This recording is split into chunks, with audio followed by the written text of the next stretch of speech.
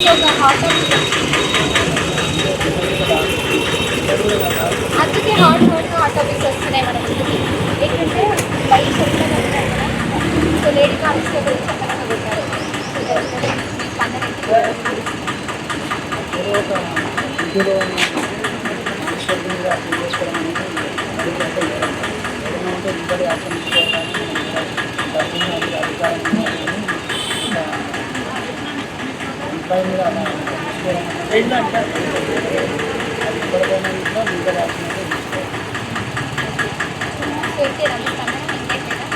So అంటే ఆవిడ రాజకీయాల్లో ఉందని చెప్పేసి ఇంకా వెనబడితే వాళ్ళు అందరూ లేడీ కానిస్టేబుల్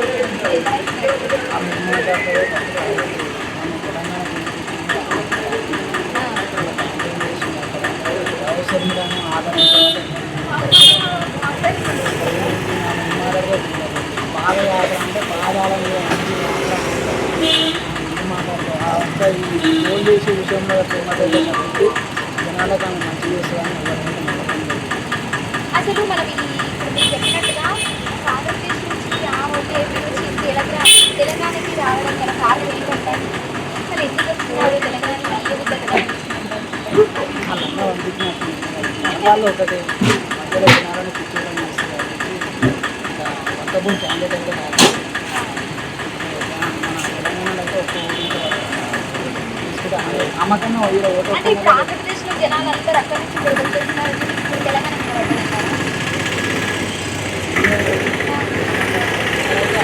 ఆమె ఓటు ఆమె ఎక్కడ వేసుకోవాల్సిందే తప్పించి తెలంగాణలో ఆమె కోర్టు పడడం కదా. రోడ్డులో డిపాజిట్గా రాదు, కష్టం తెలంగాణలో. మరి ఆమె పరిస్థితి వాళ్ళ అనే పరిస్థితి ఏంటంటారు?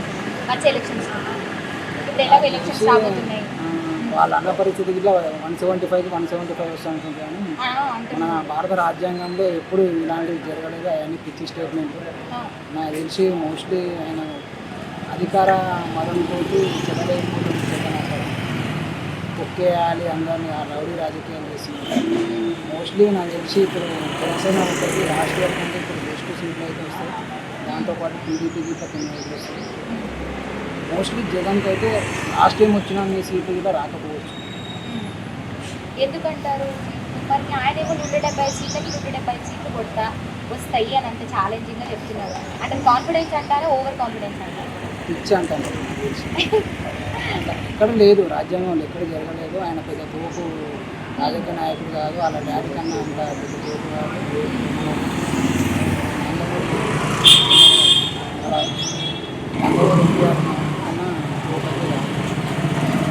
అందరైతే మరి వచ్చే ఎలక్షన్స్లో ఆంధ్రప్రదేశ్కి సీఎంగా చంద్రబాబు నాయుడు గారే రావాలి అంటున్నారు. చంద్రబాబు నాయుడు వస్తేనే ఆంధ్రప్రదేశ్ అనేది కొంత డెవలప్మెంట్ అవుతుంది, మారుస్తారు. వీళ్ళైతే మొత్తం ముక్కలా చేసేస్తున్నారు అంటారు. మీరేమంటారు? వాస్తవానికి చంద్రబాబుకు అంత నాలెడ్జ్ అయితే వైఎస్ జగన్ అయితే లేదని ఇక ఐటీ గిట్ట మన హైదరాబాద్లో కూడా చాలా డెవలప్ చేసింది. అది ఎవరిని అడిగి కూడా చెప్తారు. ఇక్కడ ఇట్లా డెవలప్ చేస్తారు. ఆయనకున్న అనుభవం ప్రకారం అయితే ఎంతో ఇంటూ జగన్తో కంపేర్ చేసుకుంటే రాజకీయ అనుభవం అనేది చంద్రబాబు ఉన్నది. దాని ప్రకారం ముందు తీసుకోవడానికి ప్రయత్నిస్తారు. ఎంతో ఎంతో మన ఆంధ్రప్రదేశ్ అనేది జగన్ చేతుల కన్నా చంద్రబాబు చేతిలో సేఫ్ ఉంటుంది. ఒకవేళ పొరపాటున జగన్ ఏంటంటారు పరిస్థితి? ఆంధ్రప్రదేశ్ అల్ల కలవలేమేనా? చాడా సచ్చాడా అంతేనా? అంతేగా. అంటే ఇప్పుడు ఏంటంటే మనం వస్తాడా అని అంటున్నాం. ఒకవేళ తను వచ్చినా కూడా దీనికి కారణం జనాలే అవుతారు ఫస్ట్ థింగ్ మోస్ట్లీ. ఎందుకంటే జనాలు ఓట్లేయండి, జనాలు ఎంచుకొని జగన్ అయితే రాడు. అవునా? ఇది జనాల చేతిలో ఉంది. ఇంకా జనాలు ఏం చెప్పేయబోతారంటారు ఫర్దర్గా? యాక్చువల్గా లాస్ట్ ఒక 5-6 ఇయర్స్ నుంచి అలా ఫాదర్ చనిపోయింది, ఓదార్పు అట్లా అది వాళ్ళు ఆ సింపతి ఓట్లతో ఆయన వచ్చింది కాబట్టి ఆయన ఛానల్ కాదు, అలా ఆయన చేసడానికి నమ్మకాన్ని ఉంది. మనం న్యూస్లో అంటే ఏదో ఒకటి ఇస్తుండొచ్చు. బయట సోషల్ మీడియాలో అక్కడ యూట్యూబ్లో చూస్తున్నాం కదా, అంత ఆదరణ అయితే రావట్లేదు.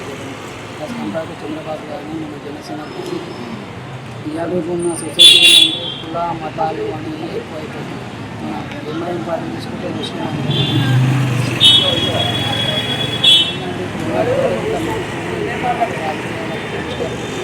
ఎవడైతే మనకు జెన్యున్గా పైసలు పైసలకు ఆశపడకుండా ప్రజలకు సేవ చేద్దాం ఎంత బాగుంటుంది దానికి కూడా లేకుంటే ఎవరైనా దరిద్రుడు వస్తే మొత్తం నోటాకేసి వాడు మళ్ళీ పోటీ లేకుండా చేయాలి. ఈ కులం అంతా రాజకీయాలకు పోటీ పెట్టాలి. ఎందుకంటే యువత మేల్కోకుంటే కష్టం. నేనైతే కరెక్ట్ నా రాజకీయ నాయకుడు మా కాన్స్టిట్యున్సీలో నిలబడలేదనుకో డైరెక్ట్ నోటకి గుడ్డు. అయితే జగన్ అన్నని ఎన్నుకున్నారు, ప్రజలు ఎలక్షన్లో ఉన్నారు. ఇప్పుడు వస్తారా రారా అన్నది సెకండరీ, ఇంత ఉన్నారు. మరి ఎందుకు అసలు ఆంధ్రప్రదేశ్ డెవలప్ చేయకపోయినప్పటికీ కూడా ఎందుకని జనాలు ప్రజలు ఎందుకు అసలు నోరు అడగడం లేదు? పెట్టేస్తున్నారు కదా, చిన్న చిన్న జనాలను ఇట్లా కేసులు పెట్టి ఆ కేసులు పెట్టి ఇస్తున్నారు కదా. ఎందుకని జనాలకి ఇట్లా నోరు విప్పడానికి భయపడుతున్నాడు. సరైన నాయకుడు బ్యాకప్ లేదు. చంద్రబాబుకి దిక్కు లేదు. మాట్లాడితే ఆపోజిట్ మాట్లాడితే ఇప్పుడు ఆయన ఏదైనా సభలు పెట్టుకుంటే పోలీసులు ఆర్డర్ పెట్టి ఆపేస్తున్నారు. అట్లాంటి పెద్ద నాయకుడికే సెక్యూరిటీ లేనప్పుడు చిన్న చిన్న చిక్క పని చేసుకొని వ్యాపారం చేసుకుని జాబ్ చేసుకునే వాళ్ళకి ఏం ధైర్యంతో మాట్లాడతారు చెప్పండి. అందులో కామన్ మ్యాన్స్ వాళ్ళు మాట్లాడాలంటే భయం అవుతుంది. ప్రతి ఒక్కరు ఇన్నర్ ఫీలింగ్ ఇదే ఉంటుంది కదా.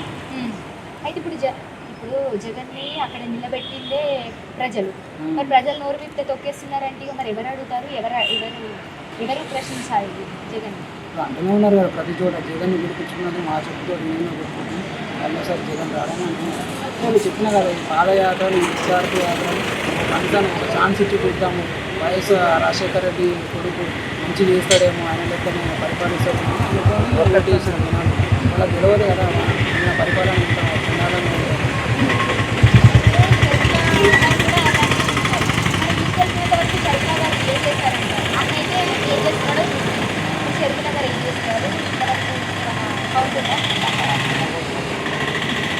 మరి అన్నయ్యలో కొడుకు వీడికి వచ్చింది, వీడేదో చేద్దామని ప్రయత్నిస్తున్నాను. అంటే అన్న చెల్లెలకి గొడవలు నడుస్తున్నాయా? మన తెలంగాణలో చూసుకుంటే అంత ఇంకా కేసీఆర్ బాగా చేస్తున్నారు. వస్తే ఇంకా మన తెలంగాణలో కేసీఆర్ వస్తున్నారు మోస్ట్లీ. ఇంకా ఇంకా కంపేర్ చేసుకుంటే సిటీలో కంపేర్ చేసుకుంటే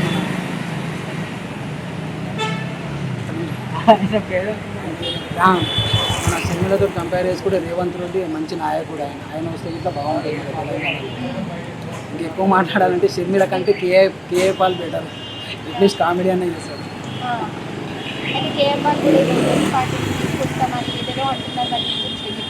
అంటే మంచిగానే ఉంటుంది చూసి నవ్వుకోవడానికి. కామెడీ స్టార్ కదా. ఇప్పుడు వచ్చే ఎలక్షన్స్లో కానీ మళ్ళీ షర్మిల ఎవరంటే పోకలే ఉంటాయి ఈ నుంచి వెళ్ళిపోతుంది. డిపాజిట్లు రావని ఘోర అవమానంతో వెళ్ళిపోతుంది. Mark my words. ఓకే, ఇక్కడ నుంచి వెళ్ళిపోతాయి. సో మన తెలంగాణకి కూడా సీఎం కేసీఆర్ వస్తేనే బాగుంటుంది అంటారు. కేసీఆర్ వస్తేనే బాగుంటుంది. ఈసారి మ్యాక్సిమం కేసీఆర్ వస్తుంది. అయితే కష్టం. 3 సార్లు ఛాన్స్ ఇచ్చి కేసీఆర్ని బీట్ చేసేంత సత్తా ఇంకెవరికి అంటారు మరి మన తెలంగాణలో రేవంత్ రెడ్డి మంచి నాయకుడు. వ్యక్తిత్వ పరంగా కానీ జనాలకు చేయాలని ఒక సదుద్దేశంతో ఆయనకి ఒక ఛాన్స్ ఇచ్చి ఇస్తే బాగుంటుంది.